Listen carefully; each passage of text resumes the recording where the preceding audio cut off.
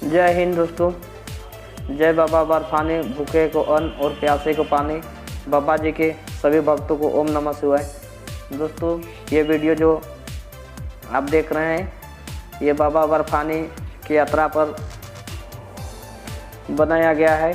इसमें आपको पूरा बाबा बर्फानी का यात्रा और कितना दिन लगेगा और क्या सामान ले जाना है, कौन सा रूट अपनाना है जो सरल है और कौन सा रास्ते से चलना है, इन सभी को बारे में बताना है। दोस्तों, श्री अमरनाथ यात्रा दुनिया की सबसे कठिन यात्रा में से एक है।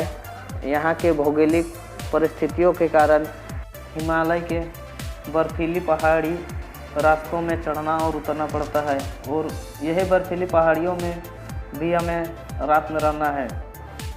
दोस्तों, इसकी ऊंचाई 13,000 से 14,000 फुट है। अति दुर्गम रास्ता होने के कारण यहाँ चढ़ना और उतरना काफ़ी मुश्किल है और यहाँ रहना। अमरनाथ यात्रा में श्राइन बोर्ड के द्वारा बहुत सी व्यवस्था किया जाता है, लेकिन इस यात्रा के दौरान आपको कच्चे या पक्के मकान नहीं मिलता है। यहाँ आपको कपड़ों को टेंट में ही रहना होगा। बर्फीली पहाड़ियों कभी कभी यहाँ का तापमान 5 डिग्री से भी कम हो जाता है और यहाँ का वातावरण कभी भी बदल सकती है और पानी भी कभी आ सकता है। ज़्यादा ऊंचाई होने के कारण कुछ लोगों को यहाँ ऑक्सीजन की भी काफ़ी कमी होती है। ज़्यादा चढ़ाई के कारण सभी यात्रियों को थकान हो जाती है। इस यात्रा के पूर्व इन सारी चीज़ों की तैयारी अच्छे से करनी होगी। तो आइए इस यात्रा का प्लानिंग स्टेप बाय स्टेप करते हैं कि अमरनाथ यात्रा में जाने के लिए क्या है। दोस्तों, इस यात्रा को करने के लिए कम से कम 13 से 70 वर्ष की उम्र होनी चाहिए।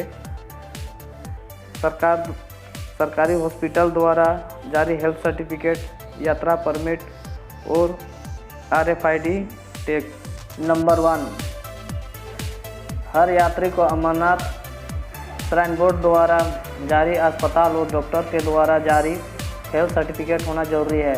यात्रा परमिट, जिस भी रूट से आपको यात्रा करनी है उसी रूट का यात्रा परमिट बनवाएं।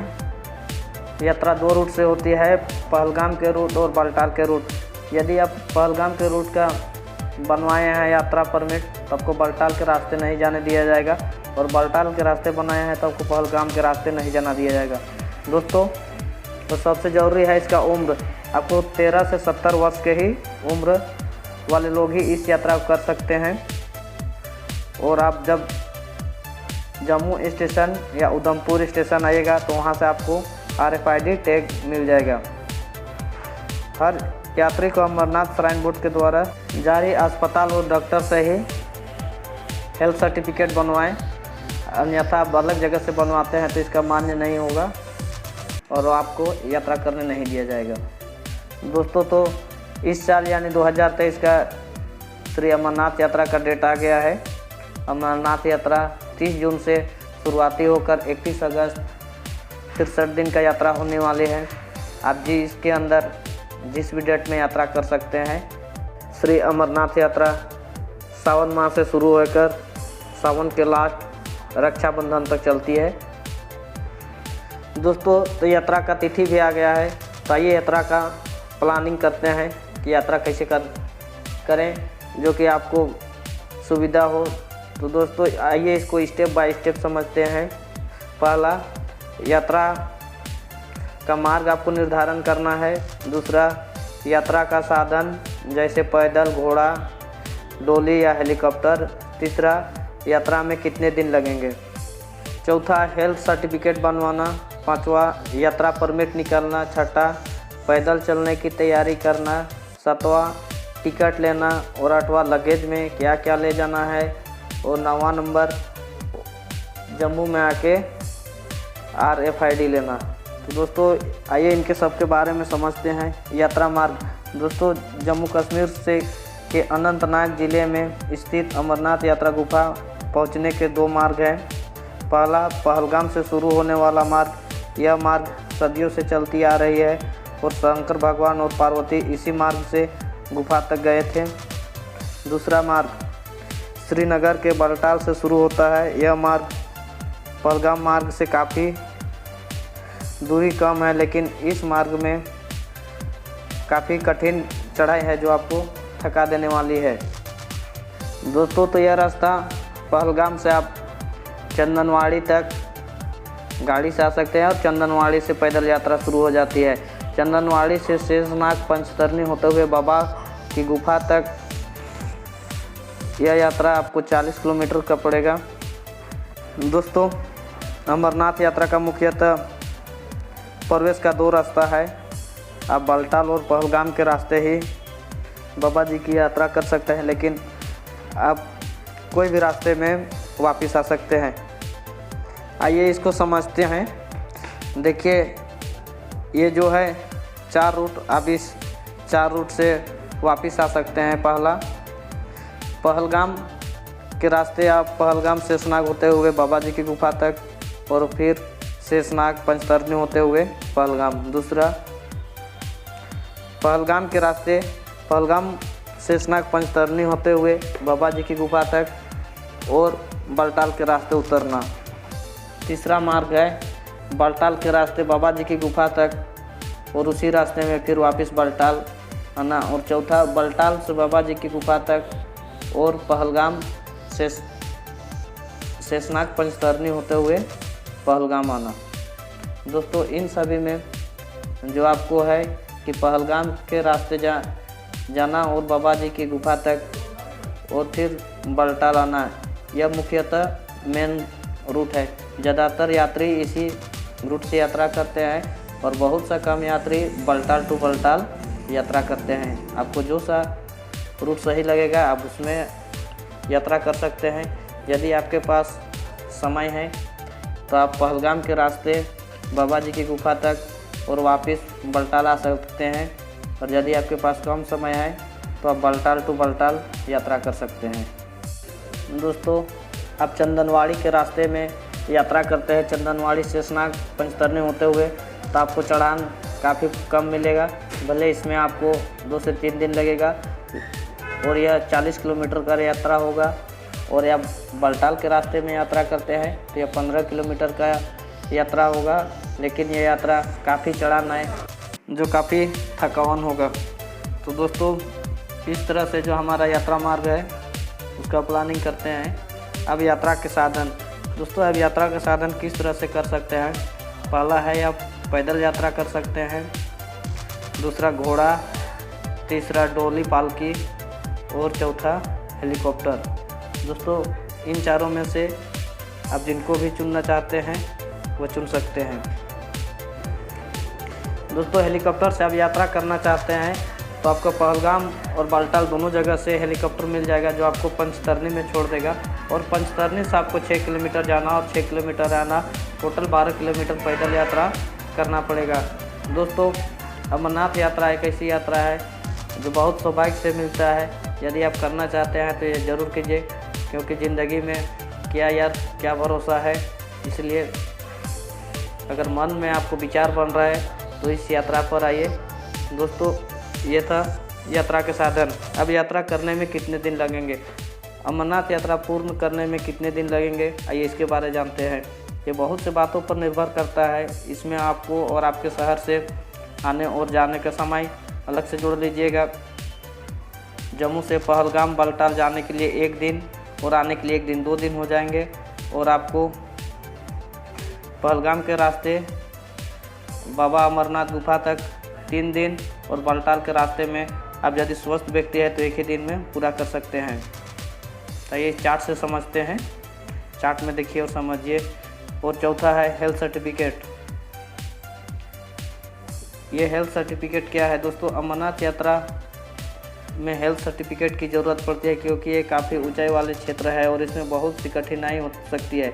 इसलिए हेल्थ सर्टिफिकेट बनाना ज़रूरी है।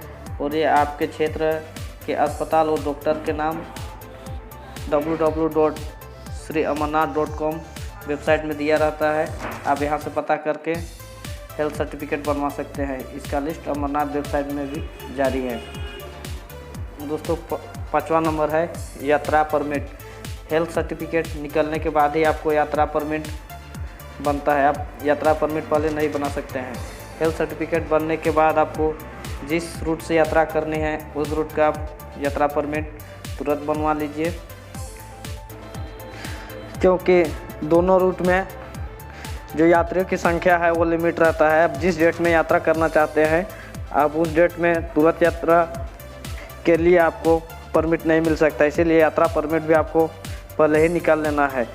दोस्तों जो है 6ठा नंबर में क्या करना है, तो 6ठा नंबर में टिकट लेना है। दोस्तों बहुत से लोग हैं कि पहले टिकट ले लेते हैं। यदि आप पहले टिकट बुक करा ले रहे हैं और उस डेट में आप यात्रा परमिट निकाल रहे हैं और आपको यात्रा परमिट नहीं मिल पा रही है तो आपका टिकट फेल हो सकता है। इसीलिए आप कोशिश करें कि यात्रा परमिट पहले निकालें उसके बाद टिकट लें।